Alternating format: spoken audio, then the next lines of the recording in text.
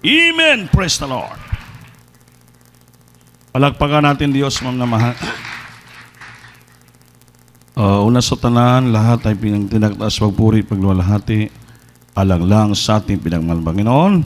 Gadubling pagrespeto, pagalang sa ating mga ginagalang mga pastor, and time prophet of our loving God, Willis Almeida, at sa ating pag-alaala palagi sa mga gintuang turo aral ng ating beloved viewer who are watching right now sa ating webcast viewer dito sa DACA webcast sa ating lugar sa CDO. Salamat sa ating Panginoon. Palagpakan po natin Diyos, mga minamahal. Mga minamahal, pag-aral natin sa gabi ito, yung ginatawag na yung pagbantay sa ating mga sarili. We have to watch ourselves. Everybody serves the Lord. Praise the Lord. Pakibasa lang sa Biblia. Ito po sa Roma, the book of Romans chapter 7, verses 19 up to 23.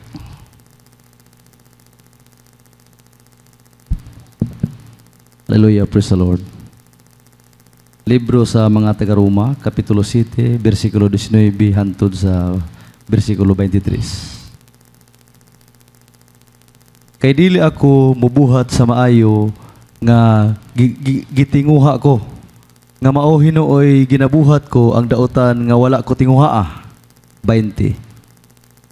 Karon kun maoy ginabuhat ko ang butang nga wala ko tinguhaa, dili na ako mao ang nagbuhat niini, kundili ang sala nga nagalublob sa sulod nako. 21. Tungod niini nakita ko kini ingon nga usa ka balaod nga sa dihang buot ko nang buhaton ang maayo ang daotan duol kanako. 22. Kaysa kinasuluran sa akong pagkatao, ginakalipay ko ang kasuguan sa Dios. 23. Apan dinhi sa mga bahin sa akong lawas, nakita ko ang laing balaod nga nagapakig-away batok sa balaod sa akong salabutan. Ug nagahimo kanakong binihag ngadto sa balaod sa sala nga nagalublob sa sulod sa mga bahin sa akong lawas. Amen. Palagpagan po natin ang Diyos, mga minamahal. Everybody serves the Lord. Mga minamahal, ito po, sabi nga, we have to watch ourselves. Bantayan po natin ang ating mga sarili, mga minamahal, bilang mga Kristiyano. Minsan may matagal na tayong mga Kristiyano, ilang taon ang lumipas, napakaraming pagpapala, grasya, biyaya, yung ating tanggap. Minsan, hindi pa rin natin mabantayan ang ating sarili. Amen ba? Amen? Sabi ni Apostol Pablo, for the good that I would, I do not, but the evil which I would not, that I do. Now if I do that I would not, it is no more that I do it, but sin that dwelleth in me. I find then alone that when I go, I would do good, evil is present with me. For I delight in the law of God after the inward man, but I see another law in my members, warring against the law of my mind and bringing me into captivity to the law of sin which is in my member. Palakpakan po natin Diyos, mga minamahal. Sabi ni Apostol Pablo, minsan siya mismo ay naka-experiensya ng katulad nito. Sabi niya, ang mabuting bagay nga gusto ko gawin, hindi ko po magagawa. Ngunit ang masama na hindi ko dapat gawin ay aki pong nagagawa. Sa kung ako nito nagawang masama, sabi niya, bakit ko ito nagagawa? Hindi ko naman dapat gawin.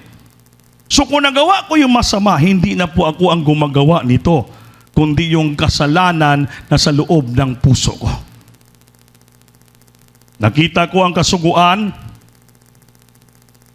na kung ako'y gagawa ng mabuti, ang kasalanan at ang kaaway ay palaging lumalapit sa akin. Palakpakan natin Diyos, mga minamahal. Everybody serves the Lord. Praise the Lord. Kaya nga, nasusumpungan ko ang isang kautusan na kung ibig kong gumawa ng mabuti, ang masama ay nasa akin. Amen ba? Yun ang bantayan natin. Sabagat nagagalak ako sa kautusan ng Diyos ayon sa pagkataong loob. Bilang taong loob, natutuwa siya kuno sa kautusan ng ating mahal na Panginoon. 23, datapat nakikita ako ang ibang kautusan sa aking mga sangkap, really, na nakipagbaka, away, laban sa kautusan ng aking pag-iisip. At dinadala akong bihag sa ilalim ng kautusan ng kasalanan na sa aking mga sangkap. Ito pong bantayan natin, mga minamahal. Kung minsan, ayaw natin gumawa ng masama. Amen ba? Pero magtataka tayo, bakit hindi natin magawa yung mabuti? Na ayaw natin gumawa masama, yung masama tuloy ang atin nagagawa. Yung mabuti kung saan hindi natin magawa. Sabi ni Pablo, nakikita ko kung nagagawa ko ng masama, alam ko hindi na kong gumagawa niyan, kundi yung kasalanan na sa loob ng aking laman. So pag may natili sa puso natin yung kasalanan, yung demonyo na palapit sa atin, kahit ayaw mong gumawa ng masama, talagang nabibihag ka ng isarili mong laman na gumawa ka ng masama. Amen ba? Eh, mayroon tayong parte sa ating lawas, sabi ni Pablo, but I see another law in my members warring against the law of my mind. Nagipag-away, may parte sa aking katawan, nagipag-away sa aking isipan. Bantayan natin ating mga isip, mga minamahal. At bringing me into activity of the law of sin which is in my member. Nga magdala sa aking bilang bihag, bilanggo sa aking isipan ang balaod kasuguan ng kasalanan na dito lang sa parte ng aking katawan. Palakpakan po natin Diyos, mga minamahal. Ito po'y malalim na salita ng ating mahal na Panginoon. Amen ba? Minsan ayaw natin magnakaw na ating sa shopping. Magtataka tayo, bakit tinanakaw natin? Minsan ayaw natin mag-absent, matataka tayo, bakit may umuudyok pagka magsimba? Gusto natin magpuri, pero sabi may Espiritu, huwag kang magpuri. Gusto mo mag-isip ng mabuti. Hindi mo maisip ang magawa ng mabuti. Ngunit yung masama na yung isipin, nagagawa mo isipin yung masama. Laban siyang kapwa. Gusto ko mahalin si Bari Andy, pero bakit galit ako sa kanya? Amen? Amen? Gusto ko sumunod sa salita ng Diyos, pero bakit kumukontra ako? Yun ang bantayan natin. Dahil mayroong isang membro ng katawan natin nakipaglaban, kumukontra sa ating isipan. Laban sa batas balaod ng Espiritu at yan po'y ang kasalanan. Nandyan lang mismo sa loob ng parte ng ating katawan. Gusto natin magpakumbaba, sumunod sa salita ng Diyos, pero tayo'y kumukontra. Gusto natin magpapasakop sa salita ng Diyos, pero mayroon pong kumukontra, rumirebuilding ang ating isipan. Naramdaman po yan na Apostol Pablo. Amen. Gusto mo siyang yakapin, pero pag nakita mo, gusto mo siyang suntukin. Amen. Gusto mo siya bigyan ng pagkain, pero pag malapit mo, gusto siyang tamparosin. Hindi mo maintindihan. Pag manayaw ka pa lang, gusto, pag makita ko si Brandy, kamustahin ko to. Pag makita mo na ako, bumukal yung dugo mo. Yun po ating bantayan, mga binamahal. Ngayong isipan natin hindi mabibihag ng kaaway, na aron mabibihag ng kasalanan upang tayo maging rebuildi sa salita ng ating mahal na Panginoon. Upang tayo hindi makagawa ng mabuti. Kailangan bantayan po natin ito, mga minamahal, na tayo po'y palaging sumusunod, palaging nagpakumbaba, mga minamahal, sunod-sunudan lang tayo sa ating manapino sa mga salita ng Diyos, hallelujah, upang mga minamahal, walang kukontra sa parte ng katawan natin, hallelujah, maging rebuildi ang ating isipan. Gusto ko magbibigyan ng pledges, pero may napipigil ng wag. Baka ibubulsa lang ni Brother Andy. Yan ang bantayan niyo po. Hindi kayo naka-amen. Para may kumukontra sa isipan nyo. Everybody say praise the Lord. Everybody say praise the Lord. Ngayon makikita natin yung sarili natin dito sa salita ng Diyos. Na mismo si Apostol Pablo, apostoles ng ating mga Panginoon, siya mismo ang nag-explain ito. Siya mismo nagsasabi na mismo sa akin, magtataka ako sa sarili ko. Yung mabuting bagay gusto gawin, hindi ko magawa. Yung masamang bagay na ayaw kong gawin, bakit nagagawa ko ito? Ano bang nangyari sa buhay ko? Kaya tinignan ni Pablo yung sarili niya. Sabi, I find myself. Sabi niya, bakit ganon? Ayoko namang magawa ng masama. Bakit nagagawa ko to? Ayoko mag-iisip ng masama. Bakit naiisip ko to? Gusto ko mag-iisip ng mabuti. Bakit yung masama iniisip ko sa aking kapwa? Nakita ni Pablo, kung nagawa ko man ito, hindi na akong gumagawa. Alam ko, ito po'y ang kasalanan na nito nananahan sa loob ng aking puso. Umuudyok yung kaaway sa isipan ng Kristiyano. Ayaw mo kumontra. Ayaw mo maggawa ng masama. Ngunit sabi ni Pablo, now if I do that, I would not. It is no more that I do it, but sin that dwelleth in me. Yung kasalanan na nananahan sa puso natin, yun ang kumukontra na tayo po hindi makagawa ng mabuti. Kuminsan, mainit tayo ngayon, bukas rebuilding na tayo.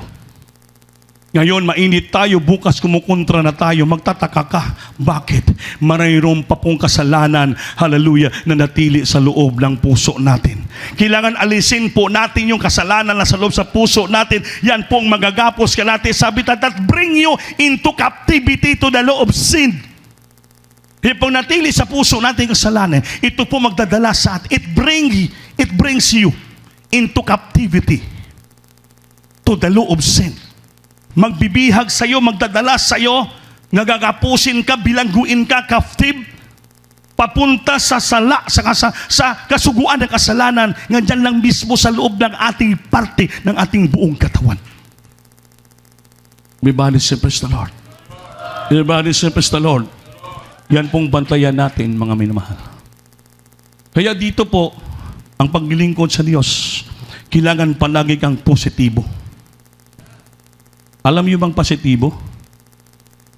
Think always positive. Don't think negative. Yung positibong pag-iisip sa Diyos po yun. Always yes. Always say, here I am, Lord.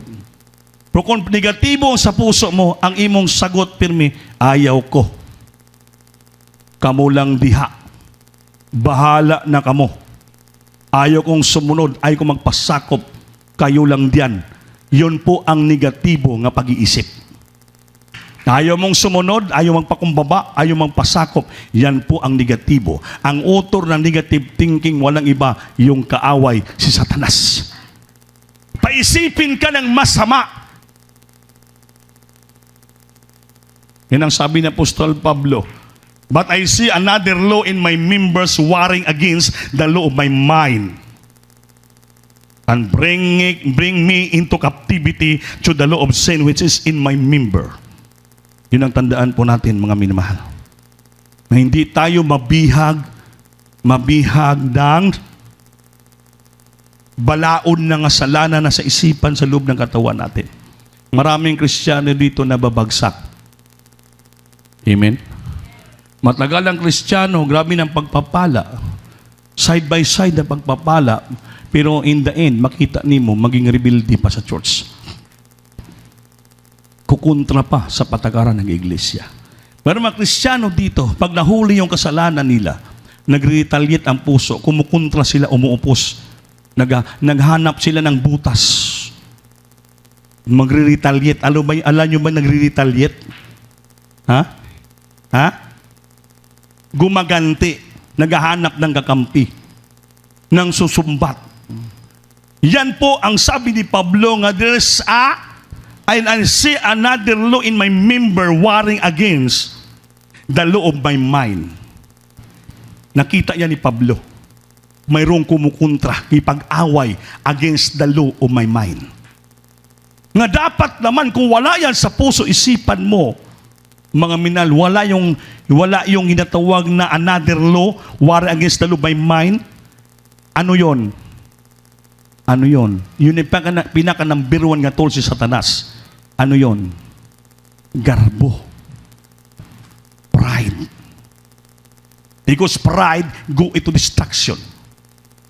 Pag grabing pride mo, yan ang lumalaban sa isipan mo. You are against the law of your mind. Dahil bakit? Ayaw mo magpasakop. Ayaw mong sumunod. Ayaw mong magpadisiplina. Ayaw mong matuwid ka. Amen? Kaya mag-retaliate ka, lalaban ka, maghanap ka ng butas, mangdamay ka ng iba. Hoy, mali yung ginagawa. Bakit si Juan dyan? Magaling ka lang mang-review po yung makasakop mo sa bahay, mga masaway. Nag-retaliate yung puso mo. Amen? Amen. Ang kinin mo lang may mali ka. Huwag ka namang damay sa mali ng iba na nakisakay ka sa ila. Bakit? Kanya-kanya tayong paglilingkod sa ating mahal na Panginoon. Kung ayaw matuwid, ayaw ma-review, ayusin mo rin yung buhay mo. Kanya-kanya tayo lapit sa Diyos, hindi po tayo magdinamayay. Siya gani samahan ko na siya. Halimbawa, kung ako punta ka impyerno, sasama ka? Sino sasama sa akin sa impyerno? Itaas yung kamay. Bitayo nyo.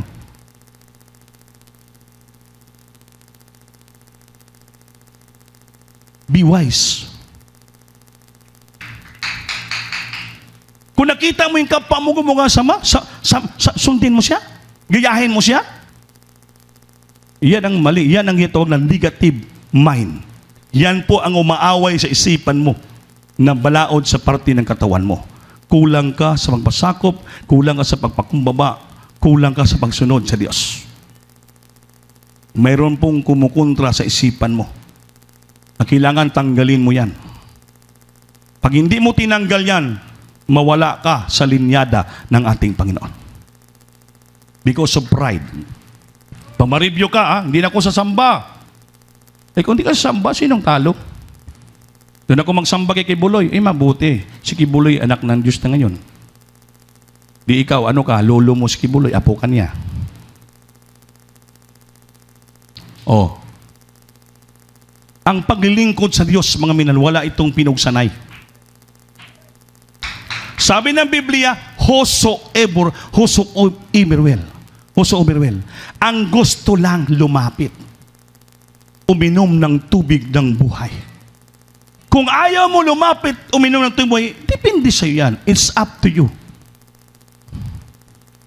Pero kung gusto mo lalapit sa tubig ng buhay, ano matugunan yung uhaw mo hanggang sa langit, hindi ka mauhaw. Lumapit, magpakumbaba ka. Lumapit ka sa Diyos. Huwag kang magpakita na lumalayo ka. Dahil mayroon isang bagay na lumalaban sa isipan mo at it bring you into captivity. Tanda yun, sabi ni Pablo.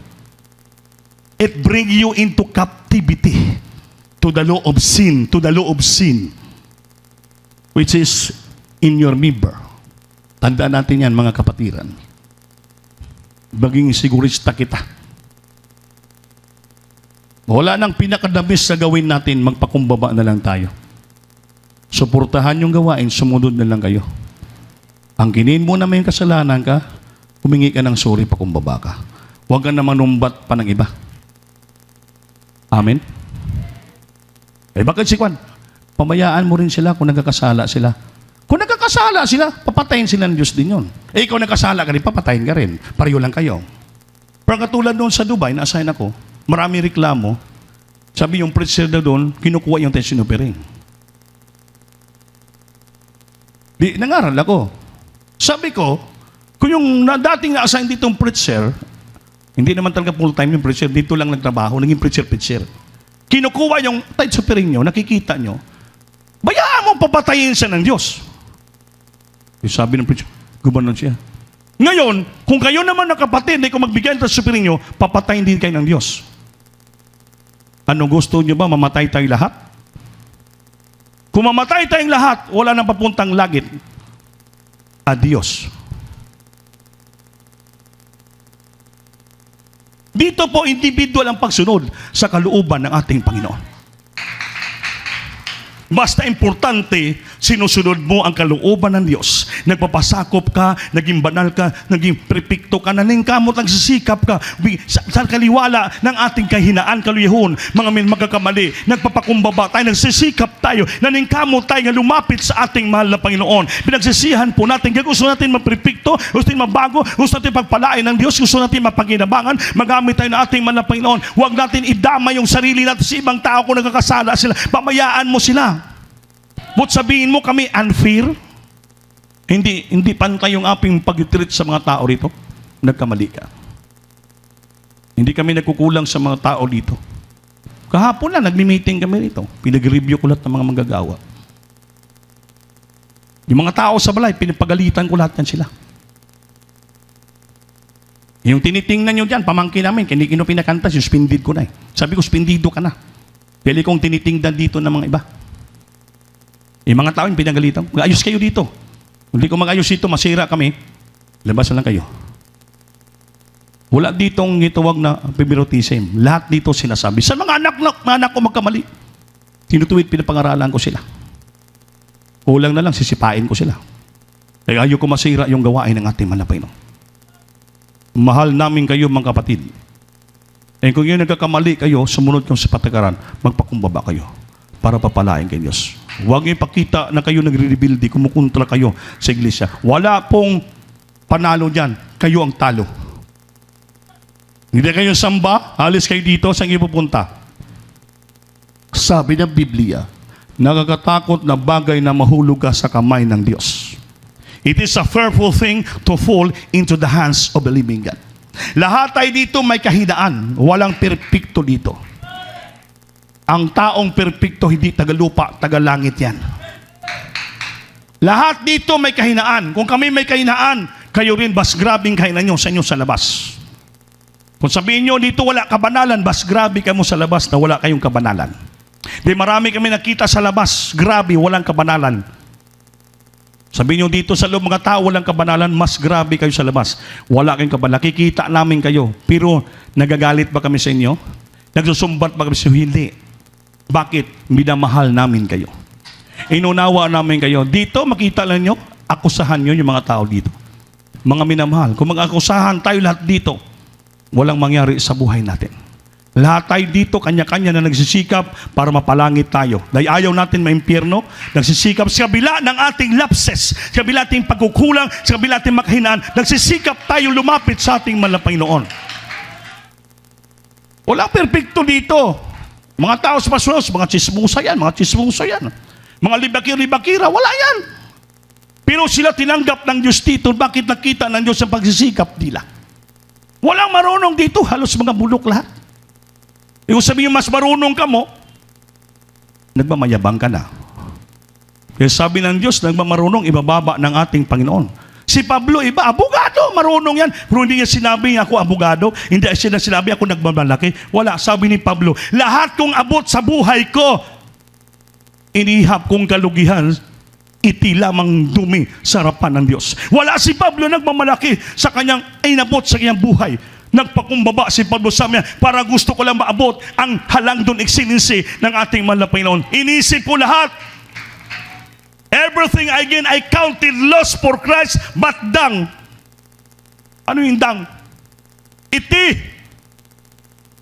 Inisip niya ang hugaw tanan ang naabot niya sa iyang sarili. Hindi siya nagmamalaki na si is a lawyer, is a professional, o si is ano siya, natawala, hindi niya sinabi. Inisip niya, wala pa kong nagawa kahit isa sa harapan ng ating mahal na Panginoon. Para bakit? Gusto niya palagi siyang nagpakumbaba sa ating mahal na Panginoon. Wala siyang pinagmamalaki. Sabi niya, pinagmamalaki ko ang Panginoon sa sarili ko. Pinagmamalaki ko yung tinik sa aking laman. Hallelujah. Na hindi ka, na aking mata, hindi pinaliwanag ng ating Panginoon. Yan ang pinagmamalaki ko. Hallelujah. 3 bisa ko nalangin sa Diyos, Lord, pwede ba tanggalin mo yung tinik sa aking sariling laman? Anong sabi ng Diyos? Pablo, sapat na ang kaligtasan na tanggap mo sa akin. Kaya hindi ko na pagalingin yung mata mo. Sapat na yung kaligtasan na tanggap mo sa akin. Ngayon paglingkuran mo ako, ipangalan Panginoon kung sa kita tinawag. Si Apostol Pablo, grabe nga tao, kriminal po yun. Pero grabe yung pagpakumbaba. Tayo! Sino ba tayo? Who we are in the sight of God. Mga minamahal, napaka-importante ng ating kaligtasan. Ang Panginoon is the great example of humility. Siyang dakong halimbawa sa pagpaubos. He humbled himself and is faithful unto death, even in the death in the cross. He passion as a man. Purmang tao siya, nagpakumbaba. He humbled himself and is faithful unto death, even in the death in the cross. That's why He has given a name above every name. Higyan siya ng pangalan, labaw sa kanyang pangalan, and every knee shall bow and every tongue shall confess in His name. Pag ito nagpakumbaba ka like our Jesus, because He is the greatest example for us that we must to follow His step, itataas ka ng ating Panginoon. Kahit wala kang alam, wala kang eskwelahan, itataas ka ng ating Panginoon. Bakit? Nagpapakumbaba ka sa ating Panginoon. Kung iniisip mo na may alam ka na, may tinapos ka na, may profession ka na, hindi ka na marunong magpakumbaba, kapatid, ibababa ka ng ating mahal na Panginoon. Mawala ka pa sa linyada ng ating mahal na Panginoon. Ito pong paglingkod sa Diyos is a matter of humbleness. It's a matter of sacrifices. Self-sacrifice and humbleness. Dedication. Determination. With long suffering. With open heart. Sincerity. Ang paglilingkod sa ating mahal na Panginoon. Kung gusto mo po, pagpapalain ka ng ating mahal na Panginoon. Everybody say, praise the Lord. Everybody say, praise the Lord. Kaya huwag natin bibigyan ng demonyo pumasok sa isipan natin. Don't let Satan enter sa heart like Judas. Si Judas Iscariote. Pininta niya ang Panginoon dahil pumasok Satanas sa isipan niya. Tandaan niyo po yan. Yan ang sabi ni Pablo. Pag pumasok na yung demonyo kasalanan sa puso mo, kukontrahin mo yung kalooban ng Diyos. Mawalan ka na ng pagpakumbaba, mawalan ka ng pag-ibig, mawalan ka ng espiritong susunod. Si Judas, last verse, Luke chapter 22 verse 3. Kung bakit si Judas, siyang apostolis ng Panginoon, kasama niya ilang taon, 3 years, more than 3 years. Ngunit lastly, pinasukan si Judas ng demonyo, kaya bininta niya ang Panginoon na within 30 pieces of silver.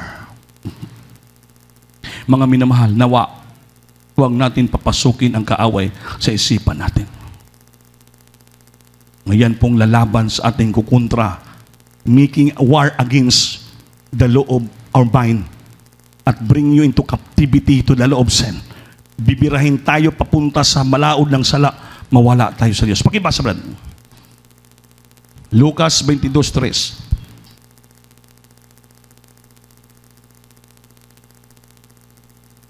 Hallelujah, praise the Lord. Lucas Kapitulo 22, versikulo 3. Hallelujah, praise the Lord. O si Satanas, misulod kang Judas, ngaginganan og Iscariote, nga kauban sa napulog duha. Amen. Palakpakan mo tan Diyos. And they began to inquire among themselves of them it was that should do these things. 3, hindi 23. Lucas 22, versikulo 3. Si Satanas pumasok kay Judas. Narinig niyo ba? Then enter Satan into Judas, surname Iscariot, being the number of the 12. Nasa Biblia po lahat. Magbantay tayo sa ating mga puso na hindi makapasok si Satanas. You must watch yourself. That Satan cannot enter our hearts. Ngayon pong magsusupak ko kontra sa kabalauran ng church at sa ating mahal na Panginoon. At siya ay napasa buong lupain sa palibot-libot sa Jordan. At ipangaral ang bautismo sa pagsisisi at pinakatawad ang mga kasalanan. Mga minamahal, everybody, praise the Lord. Tandaan po natin. Si Satanas pumasok kay Judas. Pag pumasok ng demonyo sa isipan ng tao, yan ang may isip niya, rejection. Anong rejection? Hindi na ako sasamba. Dito na ako magsamba sa iba. Yan ang rejection. Then self-pity. Anong self-pity? Ang tingin niya sarili niya, pinagkaisahan siya, inaaway siya. Siya lang palagi nakikita. Yun pong self-pity. Tandaan po yan. Sunod yan, discouragement. Ma-discourage ka na. Yun ang mga tools ni Satanas ng tao. Madala niya sa kabihag, patungo sa balao sa sala. Ma-insecure ka sa sarili mo. Ma-discourage ka. Wala ka na. Isipin mo na may Diyos ka na pinaglingkuran, puno ng pangit at buhay. Huwag mo pabayaan nga ma-discourage ka, mabihag ka ng kaaway. Makaramdam ka ng discouragement, self-pity, discouragement sa sarili mo, yan ang negative thinking. Ang nagpapaisip sa iyo walang iba, si Satanas. Huwag natin hayaan pumasok ang demonyo sa isipan natin. Ang papasukin natin sa oras nito ngayon, ang banal na espiritu. Sikapin natin, mga minamahal, na sa oras na ito, madama natin ang presensya ng ating mahal na Panginoon. Basurahin natin yung mga sa isipan po natin. Sabi ng isang tao, ang problema, lungkot, inggit, sama ng loob, hinanakit, at galit ay parayang mga basura na dala-dala ng bawat isa sa atin. Ang mga basurang yan at minsan itinatapon at inlabas yan ng tao. So kung inilabas yan ng tao, so kung minura man kanya, pinagalitan kanya, naging masamang loob niya sa iyo, nainggit sa iyo, mahinanakit sa iyo, ibig sabihin, tinapon lang niya ang mga basura sa iyo. Bakit mo naman pupunitin yung basura? Hindi naman sa kailangan patulan, paawayin mo. May sabi ng tao, ayaw kong mapuno ako ng basura at mabulok ang pagkatao ko. Ang mas magandang gawin ay pinupuno natin ating sarili ng mga maganda at masayang bagay. Hindi tayo dapat mag-iipon ng basura. At lalo na huwag mong dadamputin ang mga basura na itinapon nila sa iyo. Kaya my dear friend, you should be weak and listen. Slow to speak or to get angry. If you angry, kung magalit ka, you cannot do any of good things God's want you to do. Pag magalit ka daw, hindi mo na magawa ang mabuti na ginagusto ng Diyos para sa iyo. You must stop doing immoral or evil. Instead, be humble and accept the message planted in you to save you. Be humble. Huwag natin damputin yung mga basura, walang kabuluhan na mga salita. Basura yan, wag mo pakinggan, wag mo pulutin. Ipupuno mo sa puso mo yung maganda at masayang bagay. Nagbigay ng kasiyahan sa iyo, yung mabuting bagay.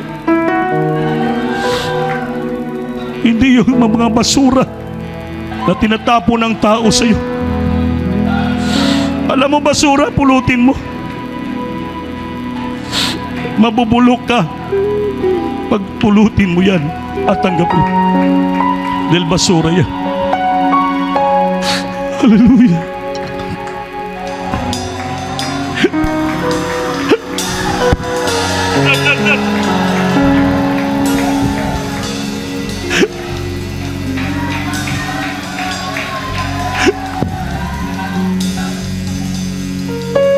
Tagalin itong panahon,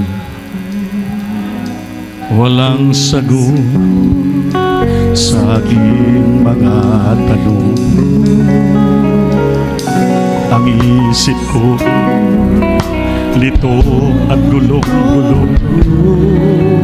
Di ko malaman kung paano ako ay may mga kaibigan, ligayang hanap sa kanila'y kulang. Kasiyahan ko ay mahimbabang, puso'y lungkot at sinisigaw. Di ko alam, di ko alam,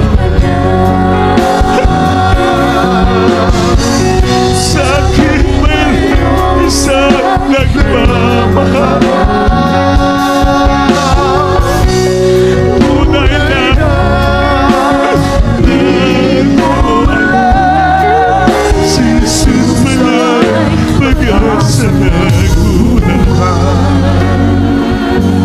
salamat at may Hesu Kristo,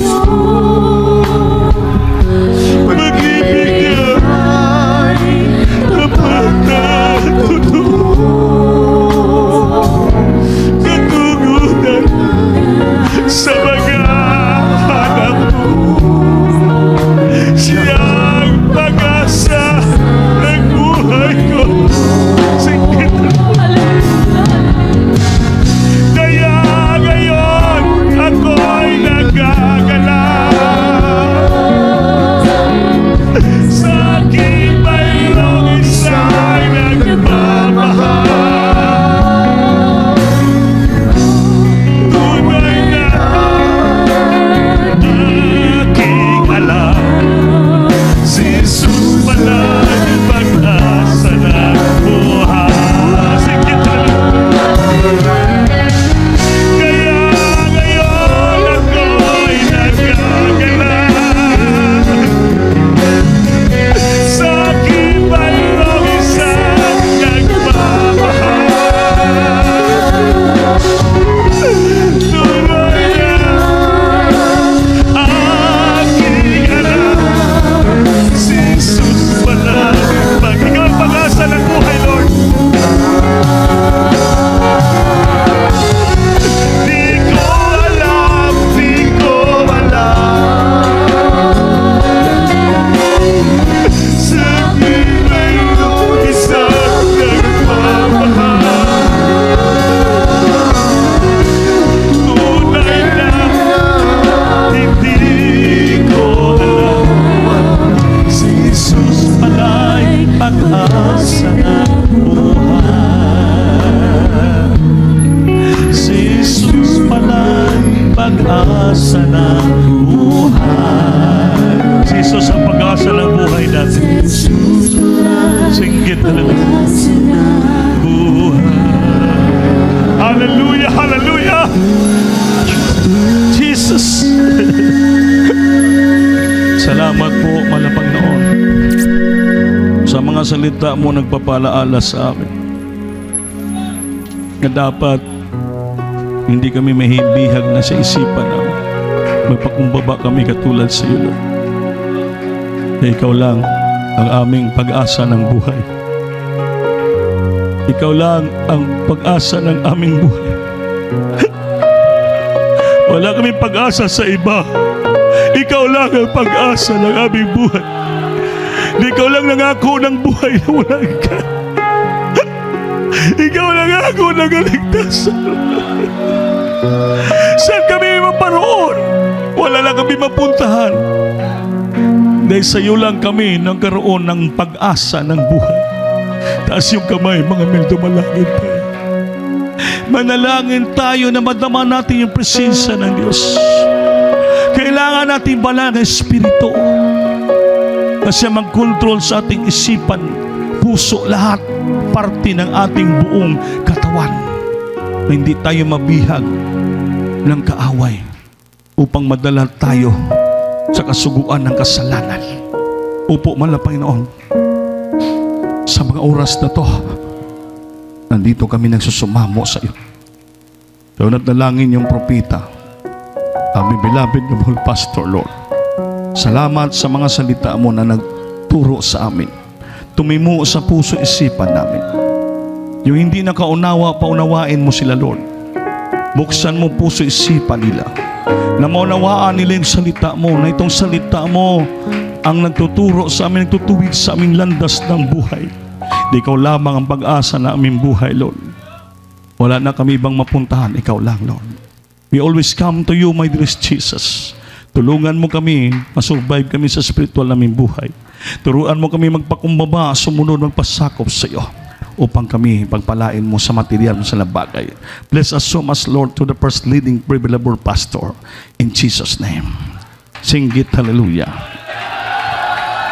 Patong kamay sa ulo nyo lahat kita mag-rebuke with all power, authority, mga minamahal. Hallelujah.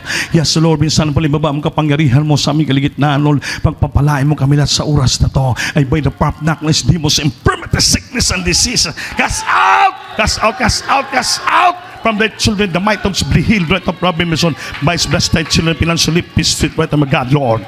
In Jesus' name, amen and amen sa Lord. Hallelujah. Everybody say, praise the Lord. Tumayo tayo lahat, mga minamahal. Palakpakan po natin ang ating mahal na Panginoon. Taas yung kamay, lukso tayo, 3 beses malakas. Hallelujah po sa Lord! Hallelujah po sa Lord! Hallelujah po sa Lord! Amen.